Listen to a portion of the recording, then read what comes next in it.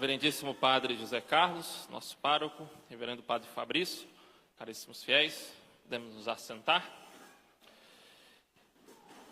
Paraninfos do dia de hoje, alunos, funcionários do nosso colégio, esses vossos olhos misericordiosos a nós volvei. Caríssimos fiéis, para entendermos o olhar de Maria sobre nós, ela que volta o seu olhar misericordioso para nós, precisamos entender quem é a misericordiosa Nossa Senhora, como é seu coração misericordioso, como é sua alma cheia de misericórdia. Misericórdia para com a nossa pobreza, para com a nossa indigência. Os olhos são as janelas da alma, nós sempre ouvimos isso dizer. E o olhar de misericórdia da Virgem Maria vai ser um olhar que é reflexo da sua alma, uma alma que se compadece do próximo. O termo misericórdia precisa ser sempre bem entendido. Não é um mero ter pena do próximo, eu sinto pena de alguém, mas é sofrer com ele, é sentir no coração a pobreza. Misericórdia vem de miser, que nos lembra a pobreza, e córdia nos lembra o coração. Então Nossa Senhora olha com seu coração, com a sua alma, com seus olhos, para a nossa pobreza e indigência. Ela é nossa mãe e tem em seu coração transpassado de amor por nós uma alma que nos ama e que não quer que permaneçamos no pecado, ultrajando o seu filho. Muitas mães vão às vezes se alegrar de ter os seus filhos bem resolvidos na sua vida social, financeira. Um filho meu é médico, o outro virou advogado, um terceiro conquistou boas fazendas, estou contente. Porém, uma mãe assim se esquece da vida espiritual dos seus filhos. Então, em primeiro lugar, uma família católica e piedosa. É o que deve buscar todas as mães. É o que busca a Santíssima Virgem Maria. E se compadecer, uma mãe deve se compadecer sempre do seu filho que está afastado da religião. Então, não apenas buscar e querer que os filhos tenham uma boa resolução na vida profissional, mas, sobretudo, os filhos devem buscar uma profunda vida católica. Antes, colocar a vida espiritual que uma vida profissional. Santo André Avelino, um padre teatino, que viveu no tempo da Contra-Reforma Católica, chama a Virgem Maria de administradora dos bens do paraíso. Nossa Senhora está no céu e poderíamos dizer com propriedade, o céu é dela. Ela é a mãe do Filho de Deus, ela foi elevada em corpo e alma. Ela é a administradora dos bens do paraíso. E assim, continuamente está com seu olhar de misericórdia para todos nós, impetrando graças para todos, tanto para os justos como para os pecadores. Os olhos do Senhor estão sobre os justos, diz o salmo do profeta Davi, Salmo 33. Mas os olhos de nossa rainha estão tanto sobre o justo como sobre o pecador. Muitas vezes as pessoas, ao caírem num pecado grave, mudam de resolução. Tinham por decisão, talvez, se afastar da fé, se abraçar a uma situação de pecado. E logo que esse pecado ocorre, a pessoa então parece que se converte. Ela percebe tudo aquilo que perdeu. Ela entende que ofendeu a Deus e a sua mãe. Isso, até essa resolução, até esse arrependimento, é graça de Nossa Senhora. Até isso nós temos que agradecer.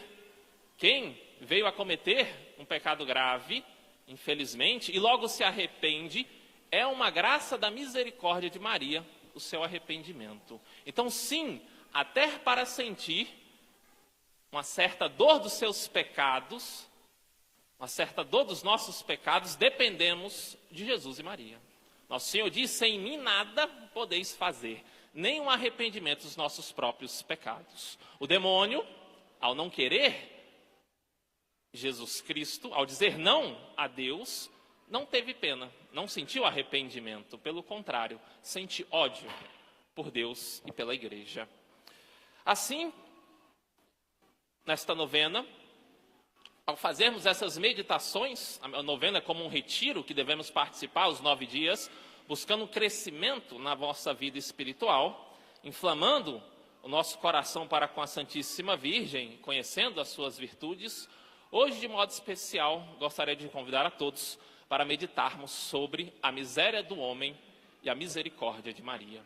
Como eu disse, nós não temos nada, somos pobres, indigentes, e a nossa mãe se compadece de nós. Certa vez, Santa Brígida, que foi uma grande mística da igreja, ela teve uma visão muito específica. Ela viu um diálogo entre Jesus e Maria. Nesse diálogo, Nosso Senhor dizia para a Santíssima Virgem: minha mãe, pedi-me tudo quanto quiserdes. Nosso Senhor, reforçava para Nossa Senhora: pedi-me tudo quanto quiserdes. E Santa Brígida pergunta: ora, o que pediu então Maria? Santa Brígida ouviu Nossa Senhora responder ao seu filho: imploro misericórdia para os infelizes. Como se dissesse: meu filho, vós me destinastes a ser mãe de misericórdia. Os olhos, Nossa Senhora tem um olhar de misericórdia porque é mãe de misericórdia. A sua maternidade para conosco é uma maternidade na misericórdia. Nossa Senhora é refúgio dos pecadores, é advogada dos infelizes. Dizei agora que vos peça o que quiser, responde a Santíssima Virgem, que posso eu desejar, senão que useis de misericórdia para com os miseráveis. Todo aquele que quer a misericórdia de Deus deve ter um espírito de miserável. Eu estou na pobreza, mesmo que esteja na graça. Às vezes, algumas pessoas tendem a serem um tanto quanto críticas e gostam de julgar o próximo por estarem na graça de Deus. Estar na graça de Deus se tornou um empecilho para a santidade. Que absurdo, né? Estar com o Divino Espírito Santo, empecilho para uma vida de virtude, porque começa a se comparar com o próximo, porque esquece que é miserável. A misericórdia tem que então envolver o próximo, sair de si mesmo, um coração que sente as dores do próximo. Assim foi Nossa Senhora. Nossa Senhora é cheia de compaixão, ela é tão pronta para socorrer os infelizes que parece não ter outro desejo, outra ocupação de que buscar para a conversão os maiores pecadores. E continua sempre a buscar as graças necessárias para estes. Quem está na graça de Deus e se tornou um crítico, perdeu a virtude da humildade e perdeu a graça de poder se santificar, as graças que Nossa Senhora lhes concederia para caminhar na virtude. Porém, pior é quem está no pecado. Esse está pobre, miserável, devendo a Deus porque perdeu aquilo que Deus lhe deu. Perdeu a salvação, perdeu a graça. Se nós olharmos na Sagrada Escritura, Esaú trocou o direito de primogenitura por um prato de lentilhas. Figura ali, do pecado, quando alguém prefere algo à salvação e à graça de Deus. Que coisa é esta que pode ser mais sublime do que andar na presença do Divino Espírito Santo? Para nós vai parecer algo para lá de irrefletido, uma escolha estúpida, um prato de algo que nem é tanto saboroso, Quem aqui já desejou ardentemente comer um prato de lentilhas? E por isso perde os direitos de filho mais velho, os direitos estes que eram muitos. Porém, muitas vezes temos trocado algo muito mais precioso por um prazer passageiro. O que tem sido o prato de lentilhas que faz com que muitos caiam toda semana no mesmo pecado. Essa falta que tem para com Deus é uma falta no sentido de esquecer, sobretudo, que é miserável. Por isso, Deus permite as tentações, para que lembremos sempre de que dependemos de tudo para com Deus. E dependemos da intercessão da Santíssima Virgem Maria. Nós temos um verbo, né? Os vossos olhos misericordiosos a nós volvei. Estamos pedindo, suplicando, quase que mandando a Nossa Senhora, volvei os vossos olhos para nós, porque sem ti, ó Mãe, nós nada conseguiremos, não perseveraremos na graça. Aqueles que não pedem, não suplicam a Deus para perseverar na graça de Deus, não perseverarão. Muitas vezes, nós temos então trocado o reino dos céus com todos os seus tesouros e alegrias, sendo a primeira delas Jesus e Maria, pelo que? Por algo como o filho pródigo. Trocou a graça de viver no palácio de seu pai para se alimentar junto aos porcos. Como é triste uma alma que está cotidianamente a confessar os seus mesmos pecados. Tornou-se, poderíamos dizer, uma alma cambista.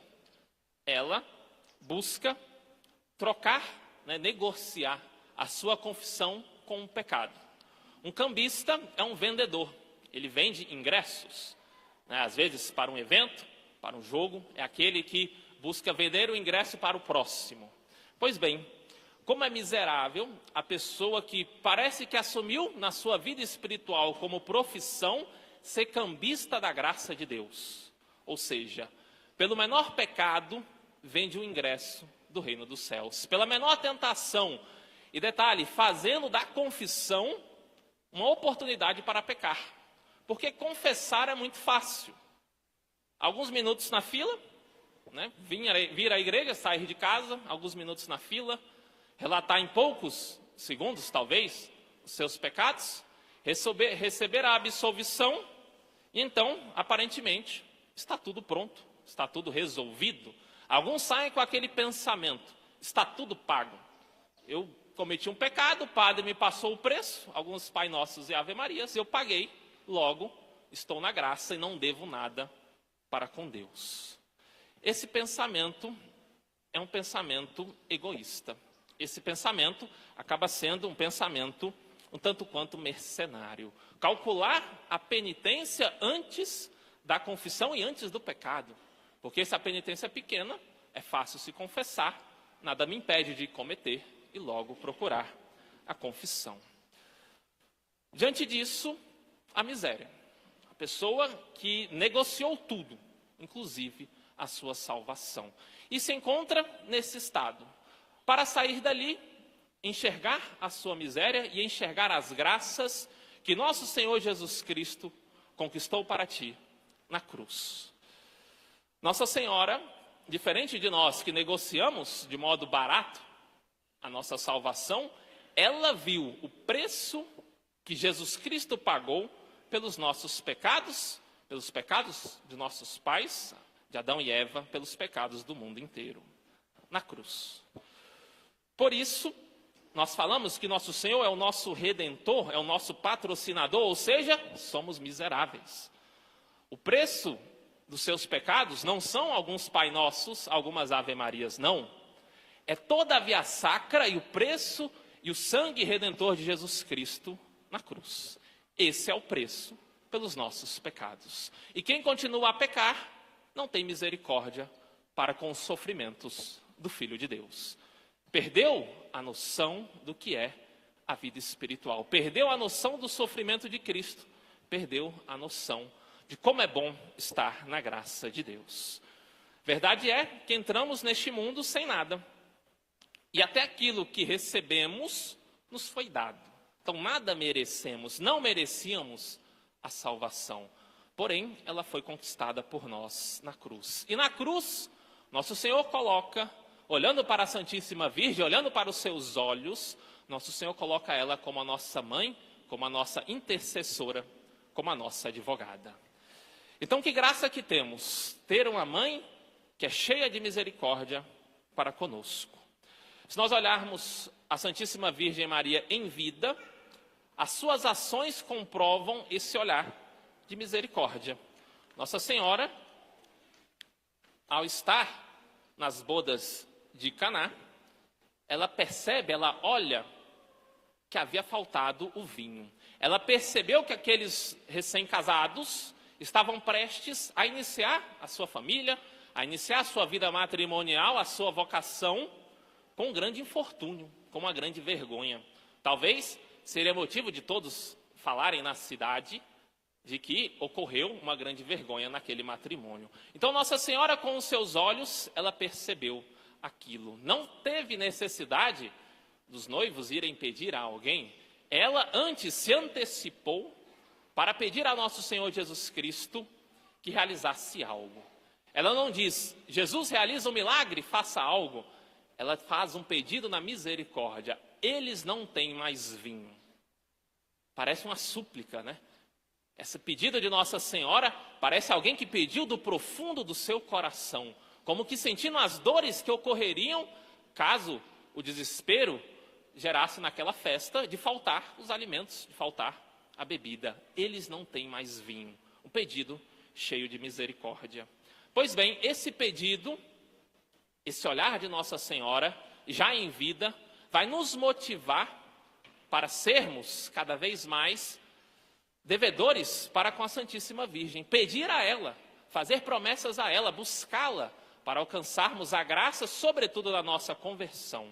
Porque se Nossa Senhora, na terra, tinha o seu olhar de misericórdia, enquanto que na terra, mesmo sendo imaculada, tinha ainda uma limitação da natureza humana, agora no céu não. Ela está revestida de Deus, ela está em Deus, o seu olhar de misericórdia pode atingir a todos nós. Porém, ela quer que peçamos, ela quer que recorramos a ela, que nós possamos, com um olhar de misericórdia, nos ensinando então a misericórdia para conosco, ter misericórdia primeiramente do seu filho, em seguida do nosso próximo. Que Nossa Senhora, neste dia, possa então nos ensinar a ter compaixão do nosso irmão. Nosso Senhor Jesus Cristo resumiu os mandamentos da lei de Deus: amar a Deus sobre todas as coisas e o próximo como a ti mesmo.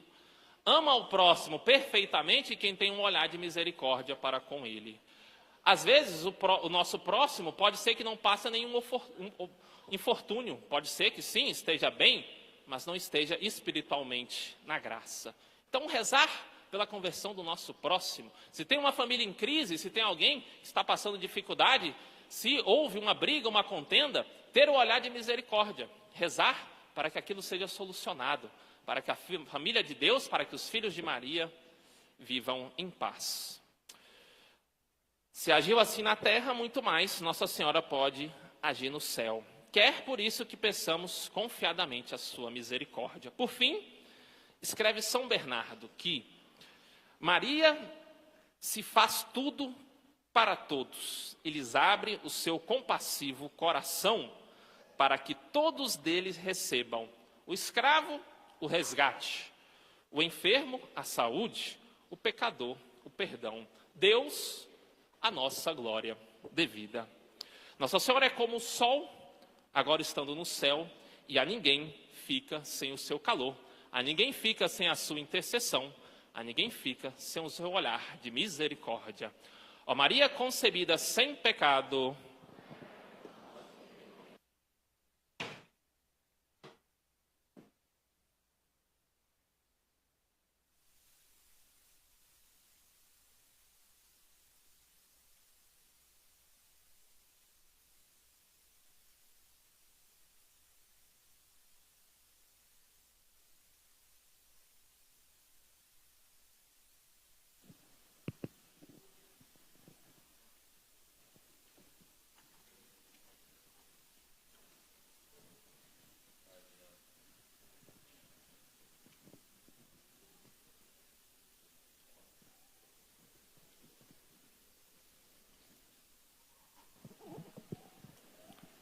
Página 12 do folheto. Vamos às nossas preces.